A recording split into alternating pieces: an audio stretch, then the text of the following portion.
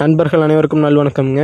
நீங்கள் இந்த பதிவில் பார்க்கறது ஒரு நல்ல பெருங்கூட்டான ஒரு 6 to 7 மாதங்களில் இருக்கக்கூடிய ஒரு பால் மயிலை காளை கன்றுங்க. கன்று வந்து பார்த்திங்கன்னா நல்ல சுறுசுறுப்பு, நல்ல சூட்டிப்புங்க, நல்ல ஒரு உடல் கட்டமைப்பும் கூடங்க. அதாவது நாம் சஜஸ்ட் பண்ணுறது என்னென்னு கேட்டிங்கன்னா, நிறைய நண்பர்கள் நம்மக்கிட்டேயே ஒரு 10 to 15 நாட்களான இளங்கன்றுகள் கிடைக்குமான்னு கேட்குறீங்க. முடிஞ்ச அளவுக்கு நீங்கள் பால் மறந்த கன்றுகளை வாங்கி வளர்க்குறதுக்கு ட்ரை பண்ணுங்கள். என்ன காரணம்னு கேட்டிங்கன்னா, எந்த ஒரு கன்று அதனுடைய தாய்ப்பாலை முழுமையாக குடிக்கிறதோ அந்த வளர்ச்சி தான் முழுமை அடையுங்க. அப்படிப்பட்ட அந்த இளங்கன்றுகளை வாங்கி வளர்த்தனாலும் உங்களுக்கும் ஒரு பயன் கிடைக்காதுங்க. ஏன்னு கேட்டிங்கன்னா, அதனுடைய வளர்ச்சி முழுமையாக இல்லாத போது அந்த கன்று வந்து பார்த்திங்கன்னா நல்லா மேலே எந்திரிக்காதுங்க. ஸோ அதனால் இந்த மாதிரி பால் மறந்த கன்றுகளை வாங்கி வளர்க்குறதுக்கு ட்ரை பண்ணுங்கள். இந்த கன்றினுடைய விற்பனை விலை வந்து பார்த்திங்கன்னா 15,000 ரூபாய். உங்களோட வண்டி வாடகை மற்ற சூழ்நிலைகளுக்கேற்ப அனுசரித்து தரப்படுங்க. நீங்கள் அடுத்த பதிவில் பார்க்கறது ஒரு 2 பல் தலையீத்து ஒரு கருக்காய் மயிலைன்னு சொல்லலாம்ங்க, அல்லது கருந்தாரை மயிலை அப்படின்னு சொல்லலாம்.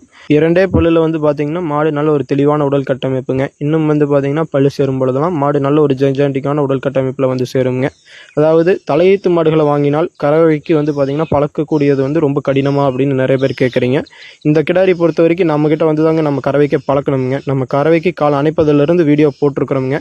அதாவது எதுவுமே நம்ம பழக்கக்கூடிய விஷயத்தில் தான் இருக்குதுங்க. இந்த குணம் வந்து பார்த்திங்கன்னா நல்ல குணம்ங்க. இதனுடைய கன்றும் வந்து பார்த்திங்கன்னா கிடாரி கன்று வருங்காலத்தில் அது ஒரு மாடாக வளர்ச்சி பெறுங்க. ஸோ இதனுடைய கறவைத்திறன் கன்றுக்கு போக நேரம் 1.5 லிட்டர், ஒரு நாளைக்கு 3 லிட்டர் பால் கறந்துக்கலாமுங்க. நன்றி, வணக்கம்.